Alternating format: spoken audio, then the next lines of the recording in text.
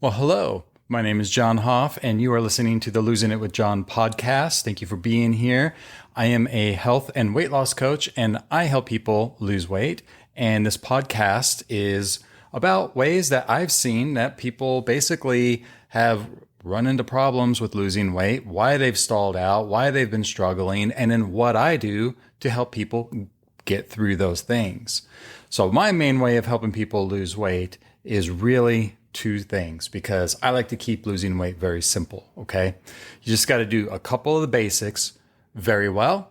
And you don't have to do them perfect. You just do them well over time and you get better and better at them. And the weight will start coming off. And that is basically how to lose the weight, how to just become a normal eater. Basically, how do you become a normal eater with a proper amount of movement that you do in your day? How do we do that? How do we do that? And then secondly, how do we not mess that up? Okay. So like in Karate Kid, where Karate Kid, first rule of karate is to be used for defense only. Remember that in Karate Kid? The second rule of karate, first learn rule number one. Okay. So in today's episode, what we're going to talk about is why the heck your diet failed you, why it wasn't working. Why maybe it worked in the beginning and then it decided to stop working. What gives? Why does that happen? Why do we just like stall out losing weight? Why do we stall out losing weight and we didn't even change anything? Like, what's up with that? Okay, so today I'm going to go over the 5 reasons, five kind of big reasons why I see people are struggling with their diets aren't working for them. And we're going to start with the biggest one that I see out there. Okay. So let me know, by the way, in the DMs, so head over to Instagram, the grams, and send me a little DM and let me know, have you struggled with losing weight in the past? Has your weight stalled out despite, not changing anything, like everything was working and then all of a sudden stopped working? Did that happen? Let me know on Instagram, john.hoff35. Head over to Instagram, send me a DM, let me know, and send me any questions you have. Okay, so let's jump right in, shall we? Number 1. Okay, this is really like the biggest reason why I see a lot of people's weight, it just stalls out. And it's something called metabolic adaptation. All right. So if you think about it for a moment, we humans are really good at adapting to our environment, aren't we? We have this ability, like if we don't have a lot of food, like if you watch that show Survivor, those people on Survivor will like go in and they've been well fed and everything, that TV show Survivor.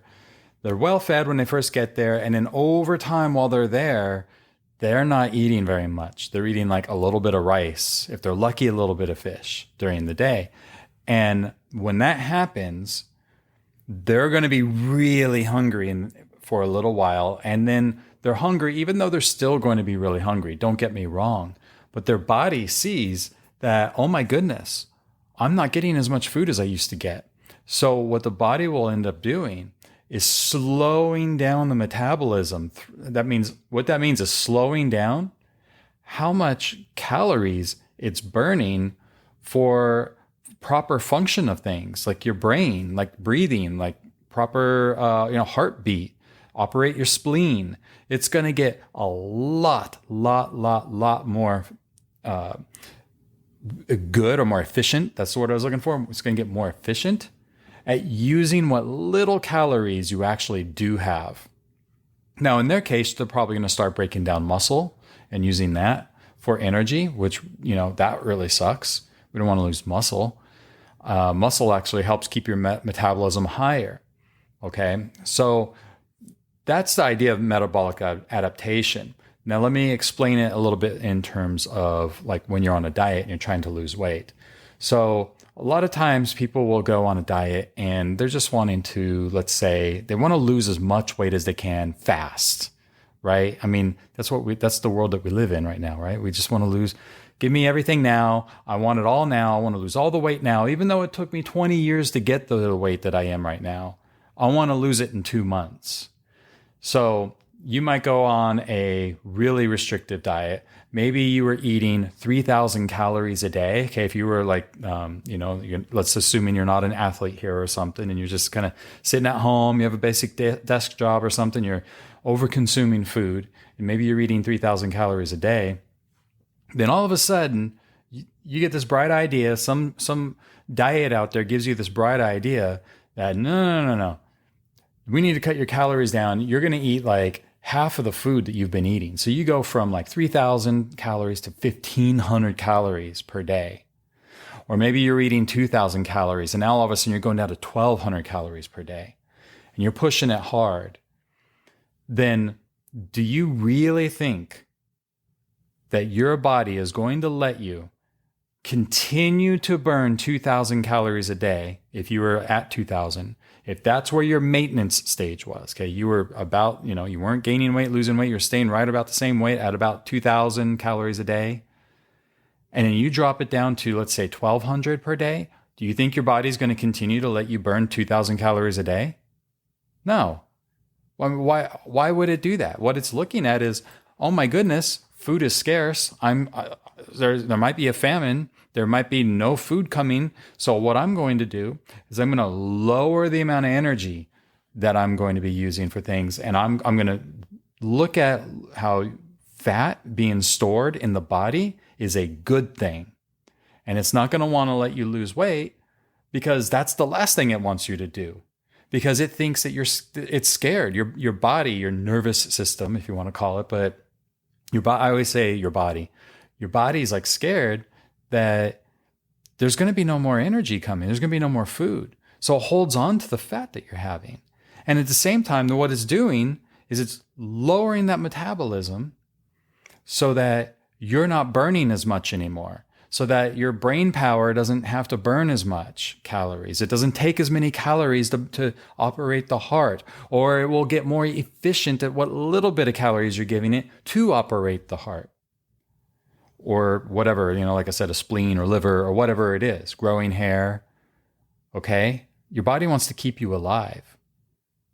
And if you're dropping your calories down 600 calories every day, then your body's going to see a big change. And when a big change happens, it's going to put the brakes on things. Now, here's the real kicker, okay? Here's the real thing that really sucks, is that now that you've done this, you dropped, let's just say you're eating 2,000 calories a day, just to keep the numbers nice and simple here, and you dropped it by 500 calories. Then you were losing weight for a short period of time, and then metabolic adaptation comes in and takes over. And now your new maintenance stage is where? 1,500 calories, right? You were at 2,000, you dropped it to 1,500 per day. And after a short period of time, your body starts to realize, oh my goodness, I need to freeze up. We're only getting 1,500 calories a day. Our new maintenance stage is now 1,500 calories per day. So now that's where you're stuck at. So then what you might try doing is you're like, well, okay, I got to eat less. So then you try eating less. So then now you drop your calories down, let's say to 1,200 per day. Well, guess what's going to happen? Same freaking thing, right? You're going to lose a little bit of weight until all of a sudden your body's like, no. You're not going to keep, this is not going to keep happening. Let's drop our metabolic rate. We're going to get more efficient at just using the little calories I have for all the bodily functions. And you can kiss losing weight goodbye, because I need to freaking hold on to that fat that we have, because that is stored energy in case I need it down the road. And now your new maintenance stage is 1,200 calories a day. This is why, by the way, if you know anybody who, and this happens to a lot of people, my mother, my mother-in-law, a lot of people, especially when you start getting down to wanting to lose that last like 20 pounds or something. A lot of times this happens where they've dropped their calories so low And then they're like, I hardly eat anything and I don't understand why I can't lose weight. Or maybe that's you. Or maybe you know somebody like that. It's like they tell you, I barely eat anything. I went out to dinner. I ate like 3 bites of my meal when we wrapped it up. Well, this is why they're not losing weight.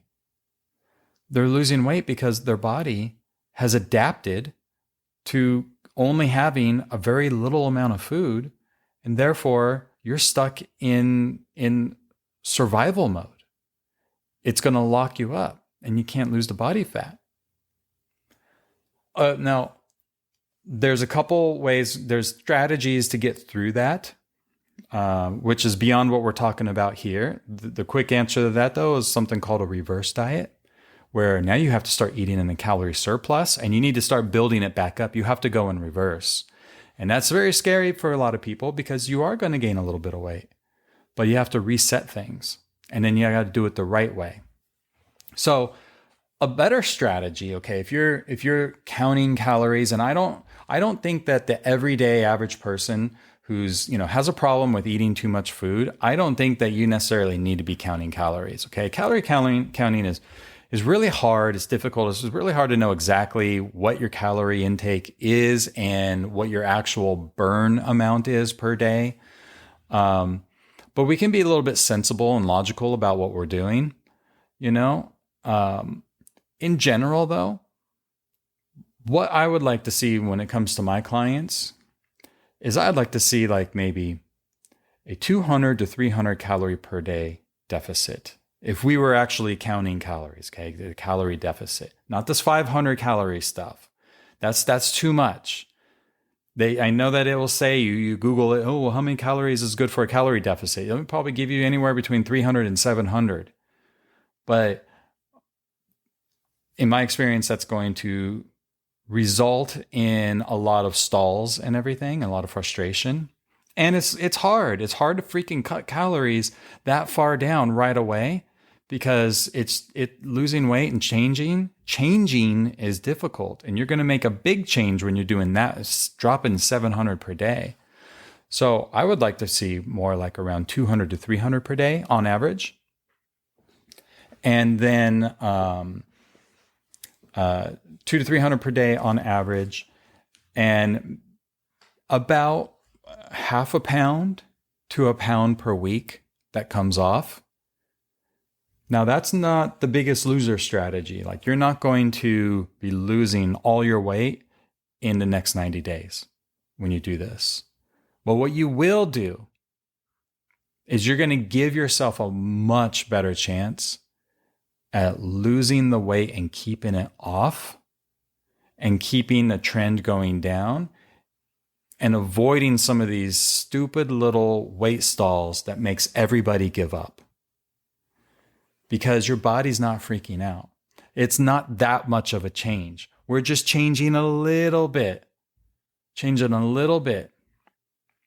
And some days you might eat a little more. Some days you might eat a little less. Okay? So about a half a pound to a pound per week, 2 pounds max. If you're losing more than that per week, in the very beginning, that might be okay because it's water weight that you lose. But then you're really straining your body out a lot. And you risk the issue of stalling out, especially if you're a woman.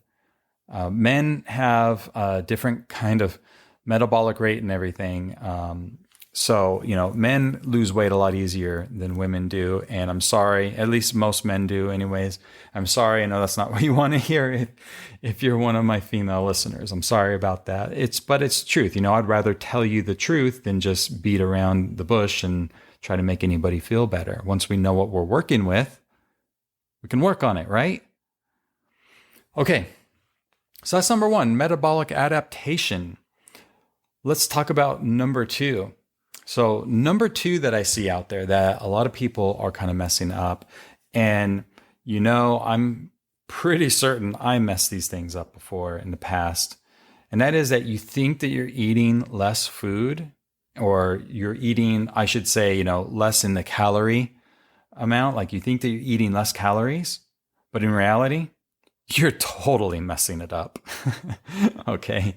Totally messing it up. For example, yeah, it's kind of hard to know. Okay. If I were to tell you, listen, for a snack, you can have a palm full of nuts. A palm full of nuts. Well, what does that mean? How much is a palm full of nuts? Are we talking about Tony Robbins' handful? Like he's got huge hands. Are we talking about my palm full? Are we talking about, my wife's palm full? Hers is different than mine. How many nuts are we actually talking about there? And then a lot of times, some people will think like maybe the nuts are lower carb or something, like maybe they're almonds or something. So they'll think, okay, it's low carb. I can have a little bit more because it's low carb. So they'll eat maybe 2 or 3 palmfuls, and that just doesn't work. That doesn't work because it's not the absence of carbs that's making you to lose the weight. What's making you lose the weight is the fact that those low carb foods might be lower in calories. And that's why you're losing it. Okay. Now there are reasons that low carb might work good as far as hormones go, getting insulin out of the way and stuff, beyond the topic of what we're talking about here. But when it comes down to it, the biggest bang for your buck, because that's what we want to focus on, the biggest bang is more about how much energy are you putting in and how much energy are you using. And that is in calories. And again, you don't have to count them. But crying out loud, we got to be a little sensible about what the heck we are doing.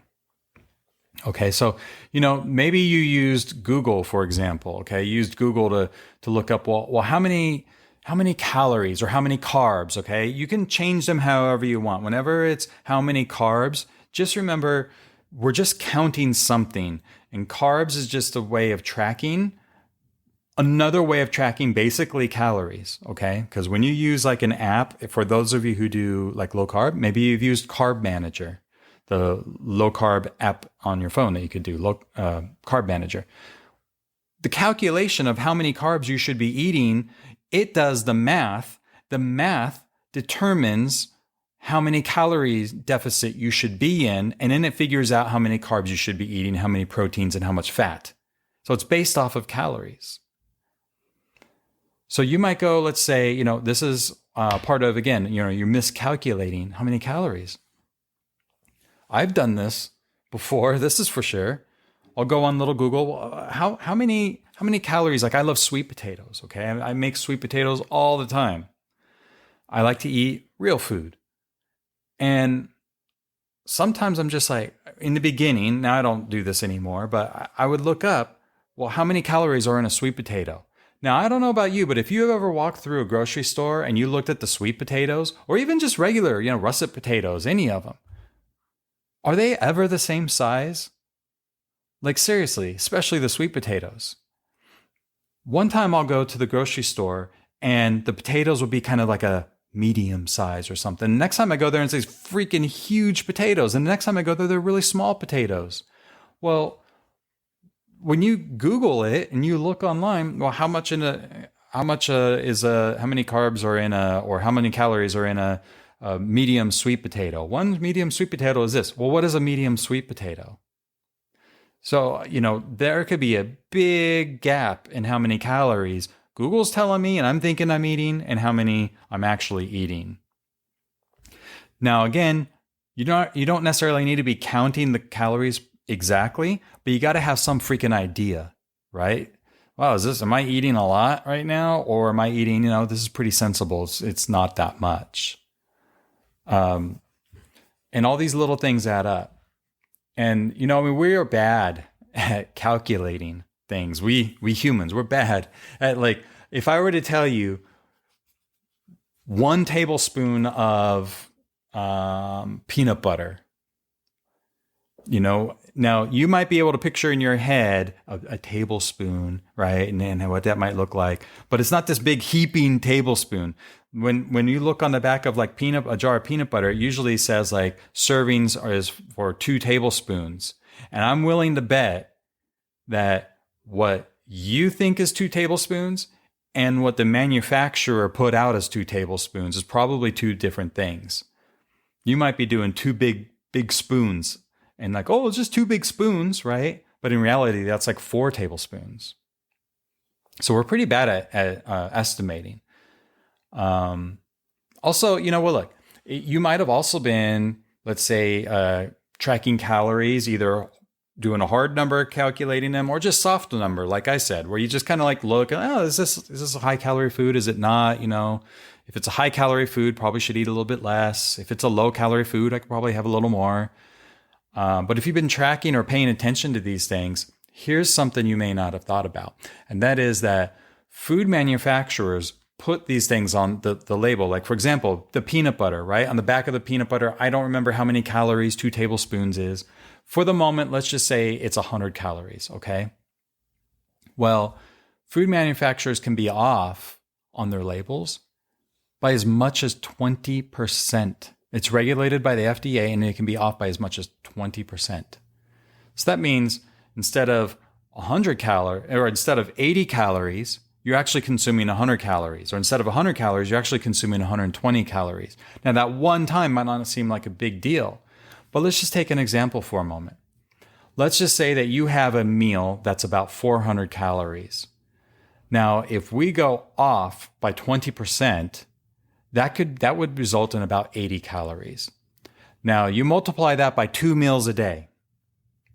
So 80 plus 80 times 2, that's 160 calories for the day that you could be off.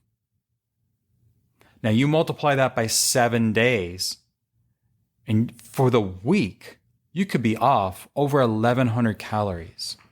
So you might think that you're in a calorie deficit, but in reality, you're kind of right at maintenance. Simply because the freaking food label can be off by so much. Again, why counting calories, like I said before, this is why counting calories sucks. I hate counting calories. I don't count calories. I've tried multiple times to count calories. And can it be done? Absolutely. But I would just give up. Honestly. Look, some people might like counting calories and stuff. And if you do, amen to you. Okay? Amen to you. It is not my thing. And I don't expect anybody who comes into my program, if they're my client, I do not expect them to count calories.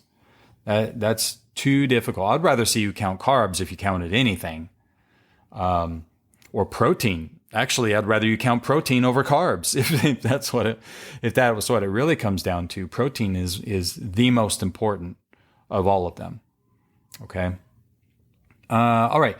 So, you might be thinking. Another thing is, you might be thinking that something is low carb. So therefore, you can have more of it because, you might think, oh, well, it's broccoli, so I can eat a lot of it. Okay, well, that's great. Broccoli, maybe. But not all things that are low carb are necessarily low calorie. Broccoli, low calorie, low carb. Butter, okay. Oil, cheese, especially like Parmesan cheese. These fats they're calorie dense. They might be low carb, but they are calorie dense, make no doubt about it. And now you might not know this, but well, let me know if you knew this, okay? Calorie per gram, calories, okay? Fat has more calories per gram than carbohydrates or protein. So carbohydrates and protein is about 4 calories per gram. Fat, on the other hand, like butter or something, fat is 9 calories per gram. This is why a lot of people who go on like a low carb diet or keto and their weight stalls out and they're like, oh, I don't understand. Why did my weight stall out? I don't understand what's going on. And because I used to teach low carb. That was my thing. Look, people want to do low carbs. There's got to be a coach out there that teaches it, right? And that was what I used to do. And I love the low carb diet. If it's something that you can stick to, I absolutely love it and advocate it then. But if it's not something you can stick to, then you shouldn't do it, right?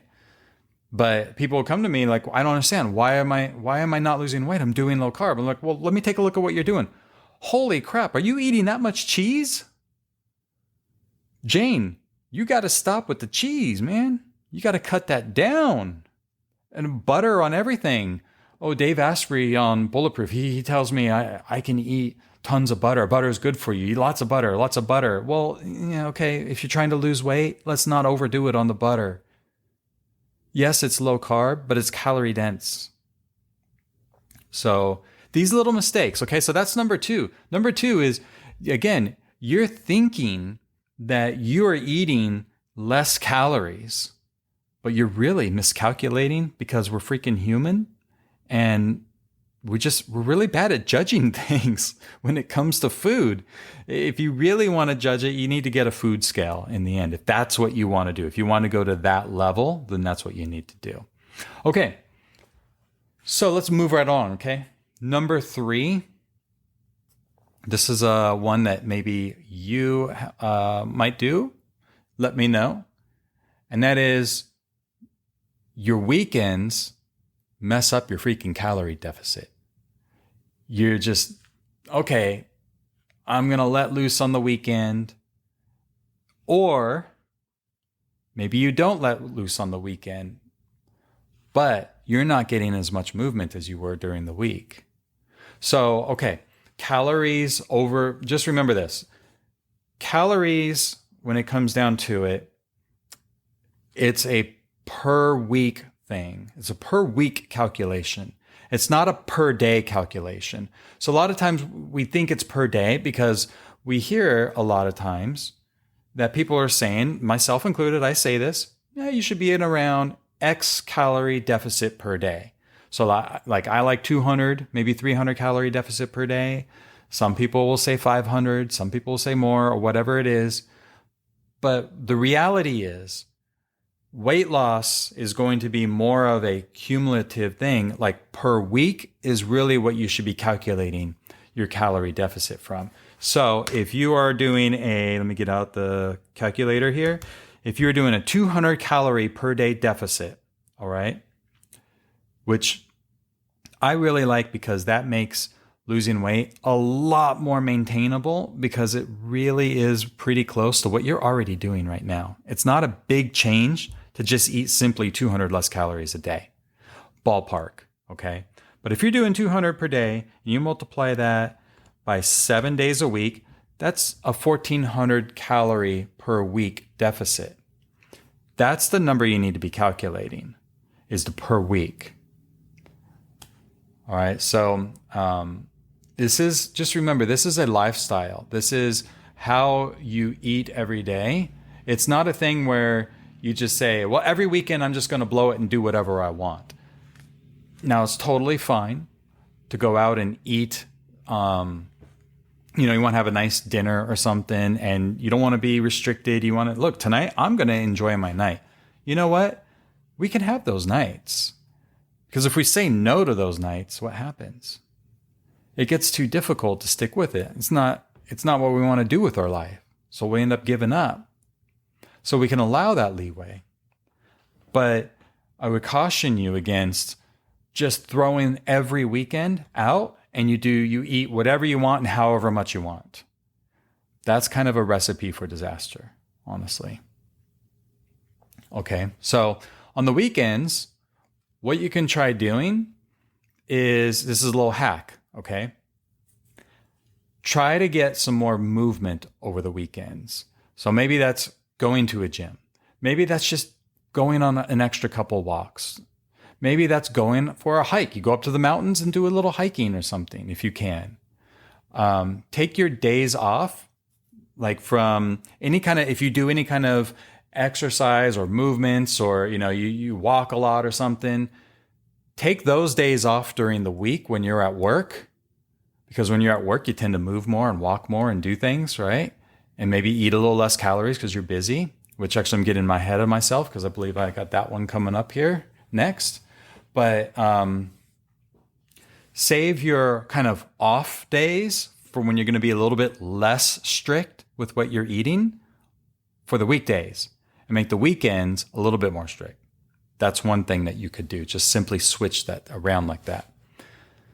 Because like I just kind of alluded there for a moment, work tends to keep people more in line with their calorie deficit because, you know what? Look, when you're at work, you might be busy. You're too busy to sit there and eat mindlessly. Over the weekend, it's super easy to sit down and watch Yellowstone and just keep eating the snacks while you're watching and getting mad at why they're doing these things and why this person, why Jamie is not being recognized by his father or why he's, whatever. You're mad at Beth or something. If you watch Yellowstone, you'll know what I mean.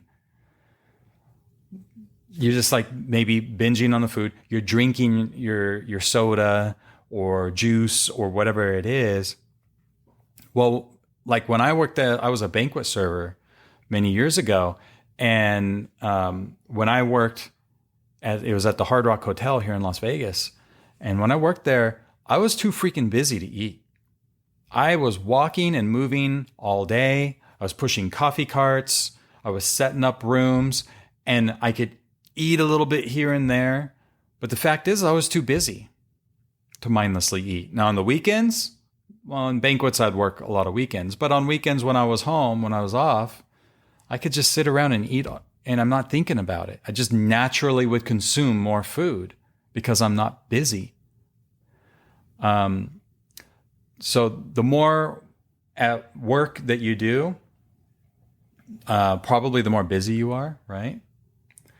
And now when you're at work, you can't necessarily go take a nap like you can when you're at home. Because when you're at home, you're tired. Just go lay down, take your nap. You're not moving much. You're not using much calories or anything. Is this making sense? Okay, yeah. So when you're also at work, you might not want to eat the less healthy foods because the less healthy foods might give you more brain fog, make you tired, drag you down. And when you're getting dragged down and you're feeling tired, do you ever feel like that when you eat like crap? I know when I eat like crap, my eyes get tired. I get the brain fog and I can't work. I can't sit here and do a podcast. I'll be too tired. And when you're at work, you're probably not doing as much as that. But on the weekends, you are. So moral of number 3 here is don't let your weekends mess up your calorie deficit. And this is why perhaps your diet might have been failing in the past is because you weren't thinking about it, but you were just eating a little bit more and not moving as much on the weekends. All right. So, all right. Number 4. Let's talk about number 4 now. Why your diet failed you. Really don't like diets, by the way. That going on a diet is... What do you do when you go off of the diet? That's my question. Oh, well, you got to figure out what you got to do then. You got to start eating. Well, why didn't you just do that in the beginning? Why didn't we just do that in the beginning? You lose all your weight. You're on this diet. Now what do I do? Okay, well, now you got to transition to maintenance stage. Well, what is that? Well, if we just learned how to eat a freaking proper amount of food in the beginning, we didn't have to worry about a diet. We didn't have to worry about taking stuff out of our diet. All right, I'm going on a tangent. Sorry about that. I digress. Let me know if you feel me on that. If dieting is hard, by the way. Losing weight, I'll be honest with you. Listen, okay? It is simple, but it's not easy. It's simple, but not easy. It's simple because it's just a few things that you got to do. And you'll lose the weight. You don't need to do all the things that are out there that the world tells you, oh, you could do this, do this, do this. Don't eat food for 24 hours. Don't eat food for 18 hours. Start eating, at 1 p.m. Skip your meals or eat this low carb food. Don't eat this low carb food. You need more protein. There's all the different things, right? But the reality is there's just a few big needle pushers. That didn't sound right. Every time I say that sometimes, and it doesn't sound right. There's a few things that you can focus on, especially in the beginning, that's going to push the needle the most. That's what we want to look at, right? But we need to uncover why things weren't working before. Because when we get that awareness, then we can kind of monitor what we're doing. Does that make sense? So number 4 is that you drank your calories. You were drinking them. Sodas, juice, shakes, smoothies, too much milk, too much coconut milk or almond milk in your protein shake. If you were doing protein shakes, you could use water. You don't have to use any kind of milk or almond milk or anything like that. But maybe you're drinking too much of those things versus just drinking water. Maybe iced tea, but water really is what you should be drinking, and you should be drinking like 64 ounces of it. You should be drinking a lot of water. Water is the thing that is it's like one of the top tools, one of the top 3 tools for losing weight. You should get good at it. By drinking things like sodas and everything, you can easily consume like 200 to 300 more calories a day just drinking them. That's not even talking about the food. That's just getting something to drink. So you got to be mindful of what you're doing. Does this make sense? So the answer is simple. When you're thirsty, drink freaking water, okay? Drink water. Now you can still have soda. You can still have juice. You can still have smoothies. You can still have alcohol, though I think we all know it's not good for you. But if that's what you want, I'm not here to tell you what you can and can't have. I'm here to tell you what you need to monitor. What you need to monitor. And the answer is drink more water, because when you drink more water, you're going to kind of crowd out some of the other stuff. Listen, here's what I want you to do, okay? I want you for the next day, okay, tomorrow, I want you to track how much water you're drinking. Now, you can't go and say, okay, well, now that I know I'm being tracked, I better go drink my water. I'm reminded to drink my water. No, I want you to do this based on what you normally do. Be real with yourself. There's no sense in lying to yourself and making up fake numbers. Track how much water you drank. And then what I want you to do at the end of the day, I want you to see how much 64 ounces would have been. Okay? And see how much water you actually drank compared to 64 ounces. And so if you drink 64 ounces, you're probably going to want less coconut milk. You're probably going to want less milk. You're probably going to want less soda, because you got enough freaking liquid in your stomach. And what you're going to find as a bonus, you're probably not going to be as hungry between meals. Sometimes, our bodies, we're not actually super hungry. What our body is craving is water. It's craving hydration. And food has what in it? Water. Food has water in it. Sometimes your body's just looking for water however it can get it. Give me the water. Give me an apple. Give me whatever the food is. I want water. All right. Okay. So number 4 is drink your calories. Number 5 in our little talk about why your freaking diet failed you in the past. Because your freaking diet was too unreasonable for you to realistically sustain it. So a lot of the diets that are out there just remove all of your comfort foods. Like seriously, when you've had a freaking crappy day, your boss is upset, whatever, the thing didn't go right at work, you hit the traffic and it took you 2 hours to get home because there was a wreck on the freeway, you come home, everybody's hungry, the kids are getting on your nerves, whatever it might be, and then you get maybe in an argument with a friend, your husband, whatever, And you know what? You've had a crappy freaking day. Sometimes you know what you want to do? You just want to freaking eat a little bit of ice cream. Now, I don't know about you. I say you, maybe that's not you. Maybe you is alcohol.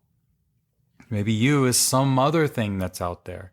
But I'm assuming that you're listening to this because you're struggling with eating too much food, or emotional eating, or mindless eating, or your diet has been failing you in the past. And when you remove some of these foods that made you feel a little better, took your mind off of that, and now, you can't have them anymore, what the hell are you supposed to do? And you know what? That leads to just say, screw it. I'm going to eat whatever the F I want. And then our diets aren't working. It's too difficult to stick with because it's not calculating for us being human. It's a spreadsheet diet is what I call it. It's a spreadsheet diet. It works on paper. It doesn't work in practice. Just the fact that you can't have it, if you're like me, makes you want to have it more too.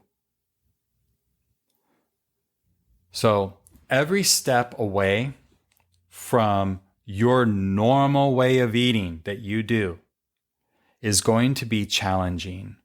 And a lot of these diets take away too much in the beginning.